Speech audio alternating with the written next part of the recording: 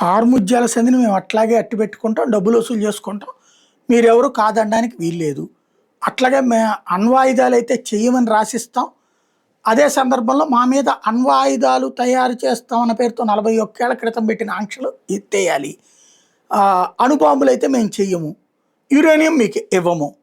శుద్ధి చేసిన యురేనియం మీకు ఇవ్వము. ముందైతే హార్ముజ్జాల సంధిని మా దిగ్బంధానికి ఒప్పుకోండి, మమ్మల్ని దిగ్బంధించిన అమెరికా వదిలేయండి. ఇది ఇరాన్ తాజాగా పాకిస్తాన్ ద్వారా అమెరికాకి చేసిన ప్రతిపాదన. అమెరికా నిర్ద్వంద్వంగా తోసిపుచ్చింది.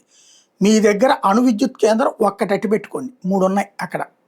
ఆ 3 ఒక్కటే నడవాలి, మిగతా 2 క్లోజ్ చేయాల్సిందే. ఇష్ఫహాను, నటాంజ్ ఇట్లాంటి చోట్ల ఉంది కదా, అందులో ఒక్కటే ఉంచుకోవాలి, మిగతా 2 మూసేయాలి. ఆ మూసేసి వాటి సంబంధించి సీసీ కెమెరాలు పెట్టి మా ద్వారా మేము మానిటర్ చేస్తాం.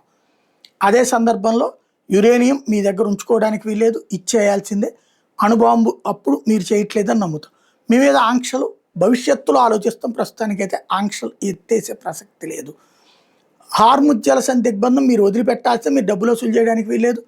అప్పుడు మేము మీ దిగ్బంధాన్ని వదిలిపెడతాం. ఇది